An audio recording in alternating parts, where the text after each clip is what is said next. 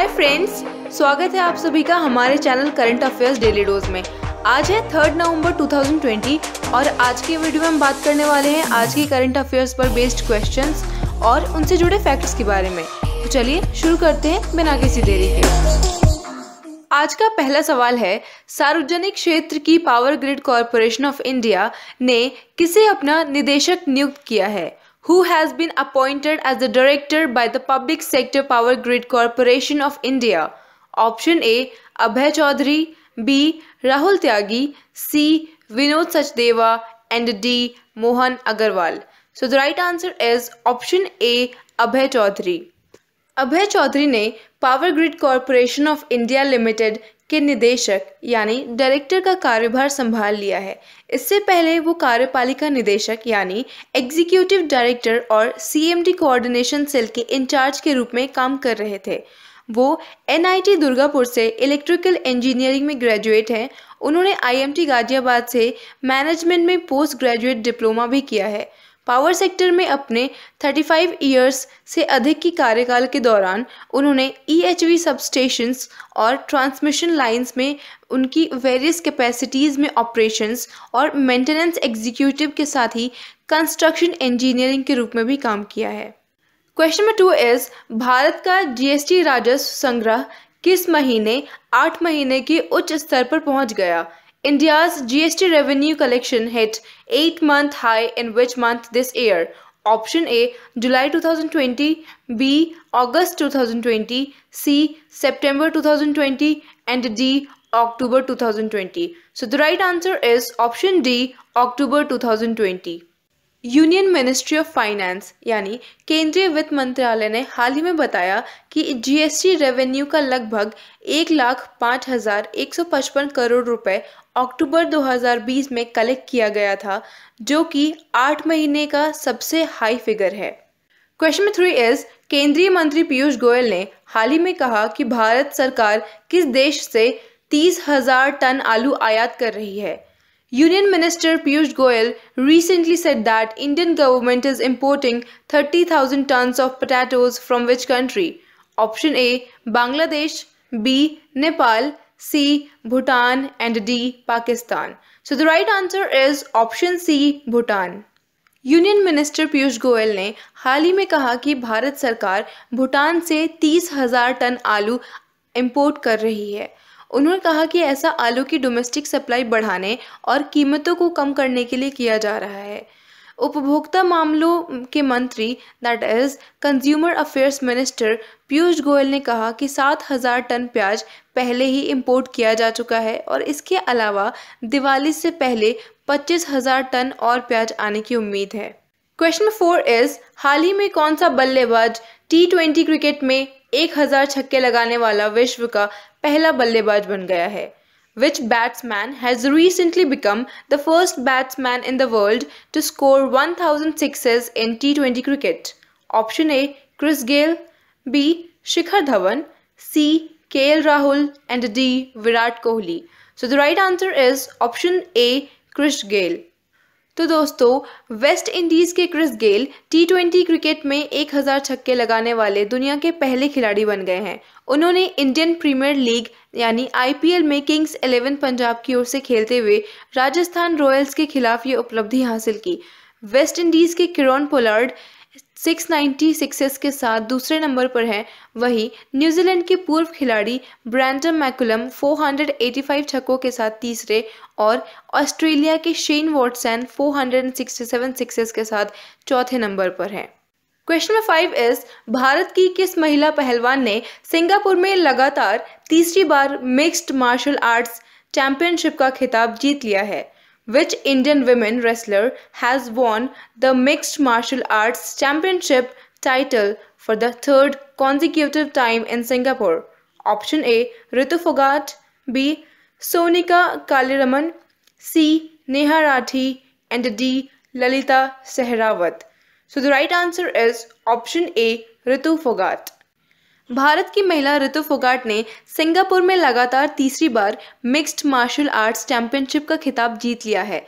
Indian player ने technical knockout के आधार पर कंबोडिया की नाओ सोरेप्रोव को दूसरे दौर में ही हरा दिया। रितु फोगाट एक भारतीय महिला पहलवान है जिन्होंने कॉमनवेल्थ रेसलिंग चैंपियनशिप 2016 में गोल्ड मेडल जीता था। उन्होंने रेसलिंग के करियर पर फोकस करने के लिए 10th के बाद अपना स्कूल छोड़ दिया था। क्वेश्चन नंबर 6 इज, हाल ही में किस राज्य सरकार ने पटाखों की बिक्री एवं आतिशबाजी पर रोक लगा दी है? Which state government has recently banned the sale of firecrackers and fireworks? Option A, Punjab, B, Bihar, C, Rajasthan, and D, Karnataka. So the right answer is option C, Rajasthan. Rajasthan government ने दिवाली पर पटाखों की बिक्री पर प्रतिबंध लगा दिया है। राजस्थान गवर्नमेंट ने कोरोना संक्रमण को फैलने से रोकने के लिए और कोविड-19 की परेशानी को ध्यान में रखते हुए दिवाली पर पटाखों की बिक्री और आतिशबाजी पर रोक लगा दी है। मुख्यमंत्री अशोक गहलोत ने अधिकारियों को बिना फिटनेस के धुआं उगलने वाले वाहनों पर सख्त कार्रवाई करने के इंस्ट्रक्शंस दिए हैं। मुख्यमंत्री अशोक गहलोत ने कोरोना रिव्यू मीटिंग के दौरान पटाखों की बिक्री और आतिशबाजी पर बैन लगाने का फैसला किया। 7th क्वेश्चन इज, बिहार विधानसभा चुनाव 2020 में दूसरे चरण का मतदान कब होगा? When will the second phase of voting take place in Bihar Assembly elections 2020? Option A, 3rd November, B, 5th November, C, 4th November, and D, 7th November. So the right answer is option A, 3rd November. Bihar assembly elections यानी बिहार विधानसभा चुनाव 2020 में second phase की voting आज 3 नवंबर 2020 को होगी और phase 2 के मतदान सुबह 7 बजे शुरू होंगे और नक्सल प्रभावित निर्वाचन क्षेत्र यानी नक्सल अफेक्टेड कॉन्स्टिट्यूएंसीज को छोड़कर शाम 6 बजे समाप्त होंगे। 8th क्वेश्चन इज, किस राष्ट्र ने लॉकहीड मार्टिन के नेतृत्व वाले समूह से अपने परमाणु हथियार युद्ध के नियंत्रण और प्रबंधन को वापस ले लिया है? Which nation has taken back control and management of its nuclear weapon warheads from Lockheed Martin-led group? Option A, United States, B, United Kingdom, C, France, and D, India. So the right answer is option B, United Kingdom. United kingdom ने Lockheed Martin के नेतृत्व वाले समूह के देश से nuclear weapon warheads के direct control and management को वापस लेने का फैसला किया है।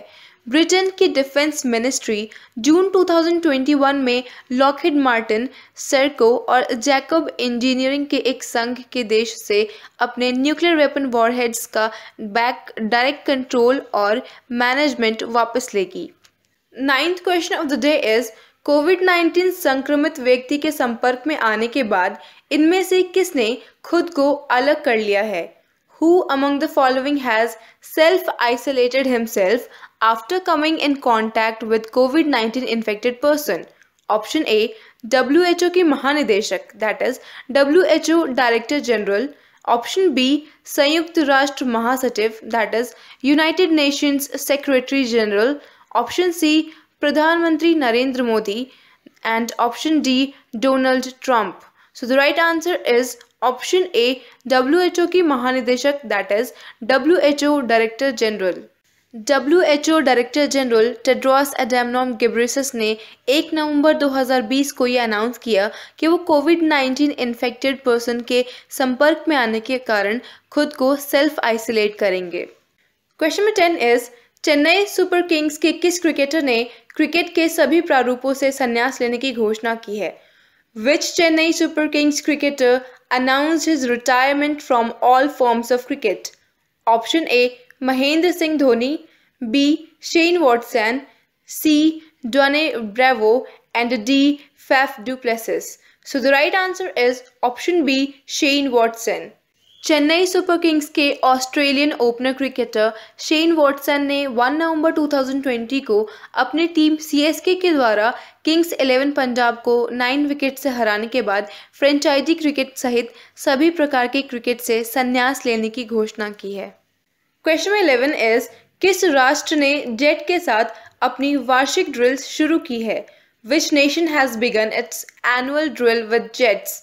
Option A, Iran, B, Sudan, C, Israel, and D, Pakistan.